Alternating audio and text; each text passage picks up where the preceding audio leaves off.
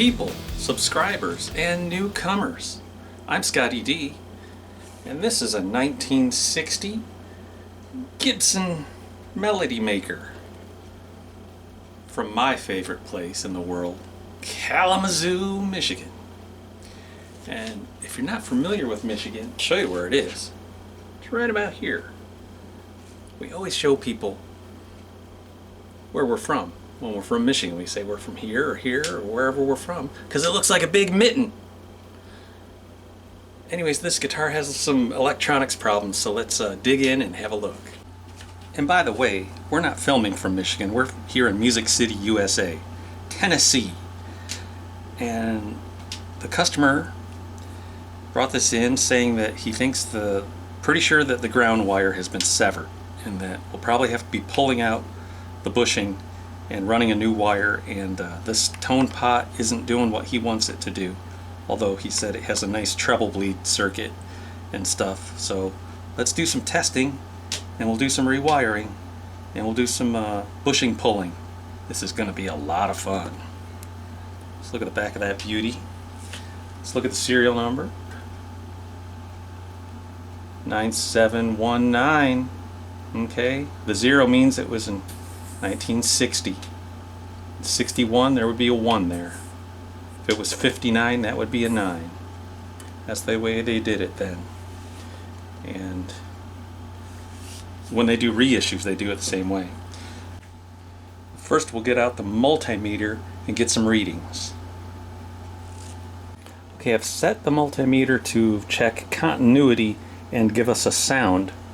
When there's continuity, there will be a sound, a beep. There should be no sound and no continuity if he says the ground wire is severed. But it is not severed. Otherwise, I would not be getting this sound. You see what's going on here? This is the ground. This part of the circuit goes to ground. It doesn't go to the speaker. Only the tip down inside there, when the plug touches the part that touches the tip, that part goes to the speaker. The rest of it goes into the wall and down into ground. And the strings should go to ground, which they are, because we're getting the sound.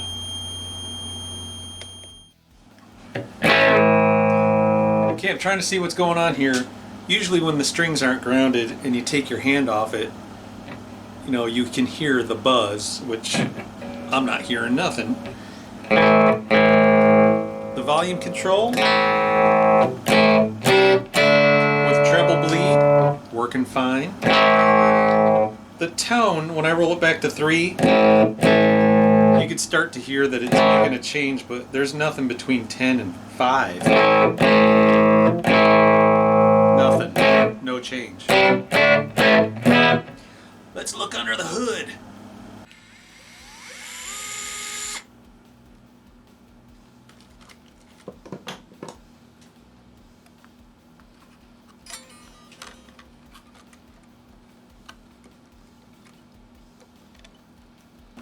Okay, so we've got the Lawler pickguard assembly.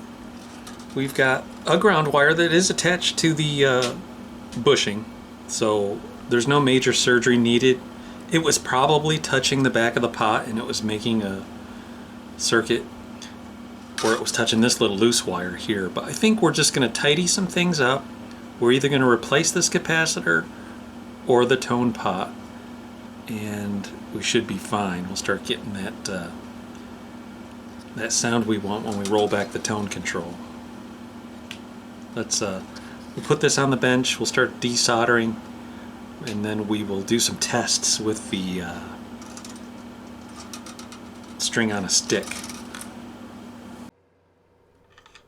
I'm gonna start by soldering in and kind of splicing into that ground wire that's coming from the stop tailpiece bushing. Oh, did you notice that that was one of those Music City bridges? Those work really good for intonation on a Junior or a Melody Maker. Now I'm gonna strip the end of that wire of its insulation. That will get soldered onto the back of a pot and it'll go to ground. I'll prep the wire with just a little bit of solder.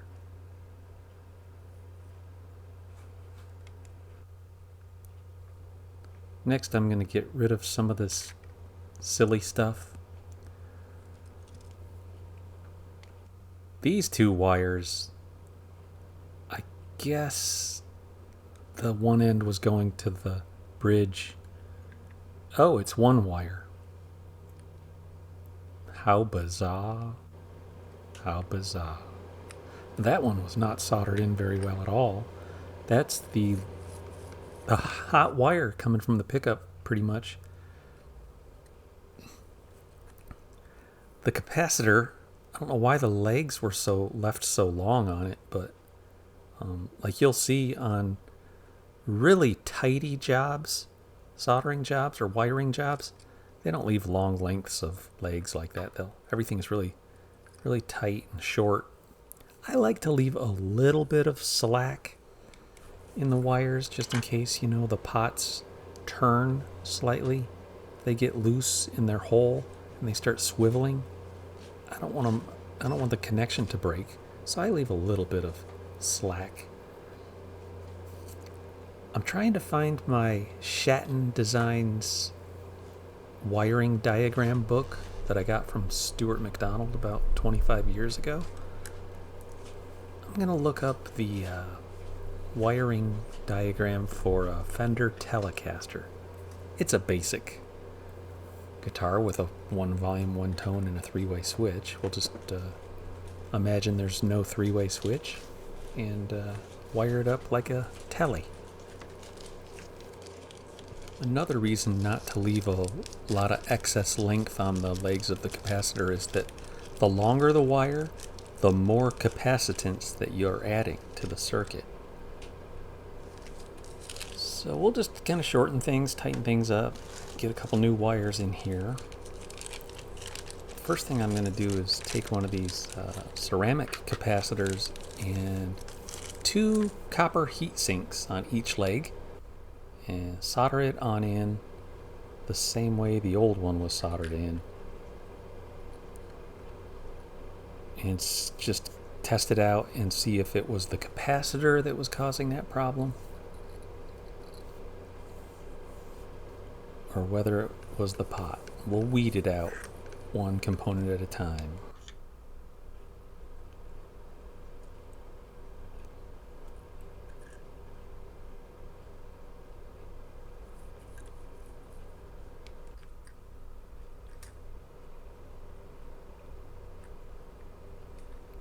Now, this is the ground wire from the jack to ground. The back of the pot is always ground.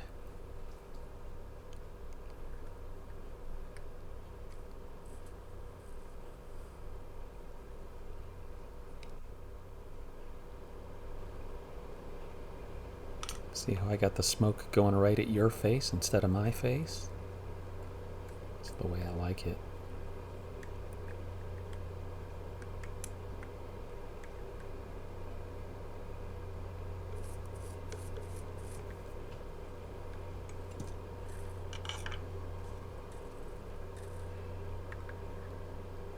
Now I got to run the hot wire to the tip of the jack. I got a new wire here with the pushback insulation.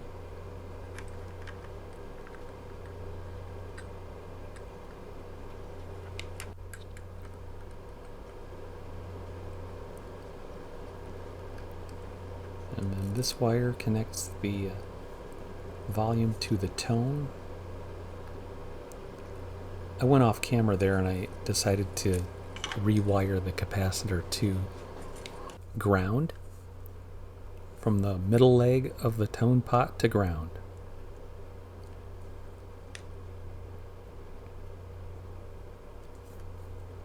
That first orientation or configuration that I tried didn't solve the problem. I tested it real quickly off camera there.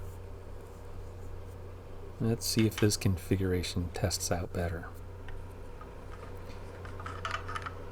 It didn't. And so again, off camera, I did the old switcheroo. That's a brand new pot. 500k ohm CTS pot.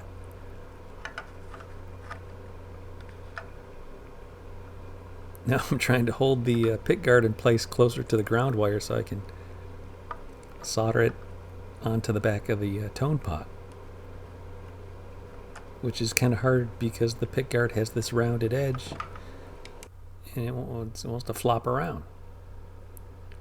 Finally, I find a way to hold. I found a way to hold it steady for a second until I can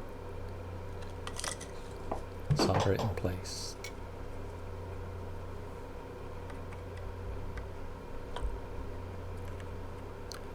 Alright, so that's the last solder joint.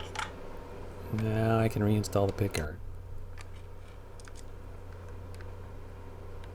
But first I'm going to clip off a few wire ends.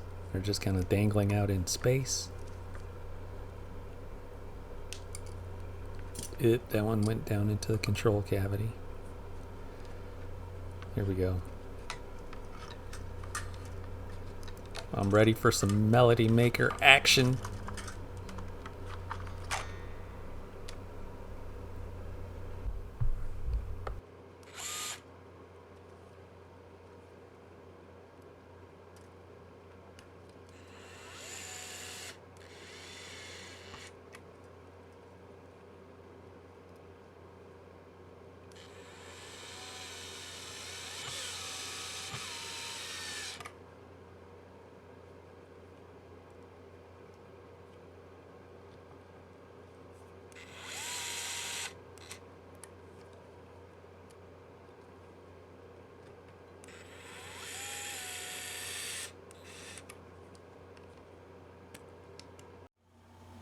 Hey guys, I was curious what you guys would like to see me working on next. Leave it in the comments if you want. What do you think would be most interesting? This is like a 1987 Gibson J30 from Nashville. Very rare. Very few of these survived.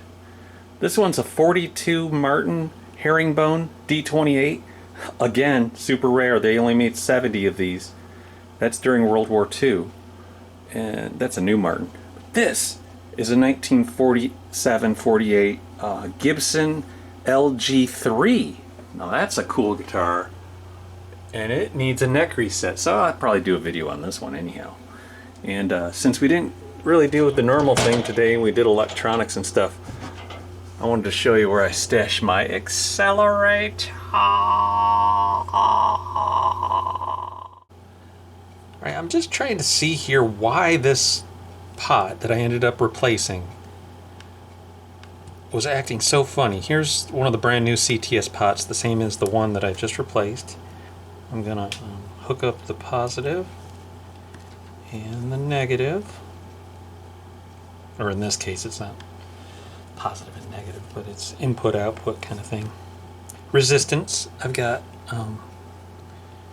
it's set to 2 mega ohms. The pot value is 526 kilo ohms, and as I turn it to about the halfway point, it's far less than like 255 where it should be, which tells me that it's not a linear taper. This is a audio taper pot that I just replaced in the Melody Maker, and it sounds like it should. The old pot that I just pulled out, it's 548 mega ohms, and when I turn it about halfway, same thing. It's not linear taper.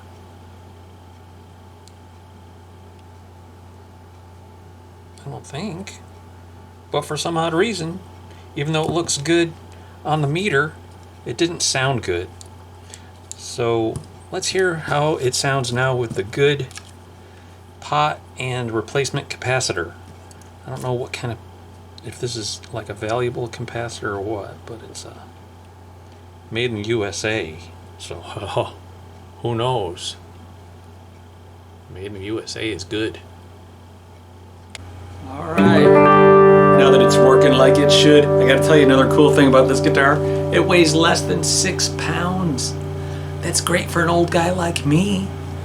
Alright, so this is with the tone on 6. Now I'll go up to 10. Back to 6. You can hear the difference. And then all the way off.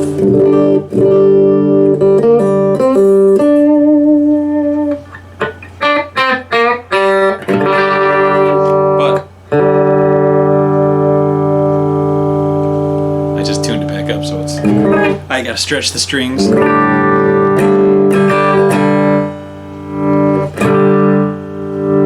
Let's jam it out.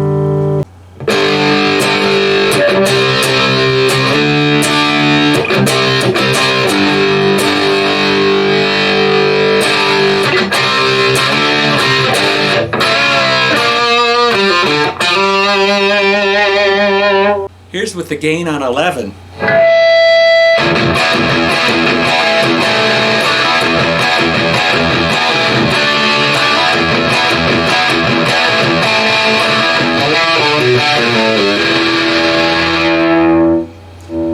So the strings are grounded, no problem, you know.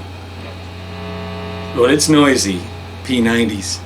Anyways, guys, thanks a lot for hanging around today. I appreciate you subscribing and hanging around. And I hope to see you next week. Catch you later.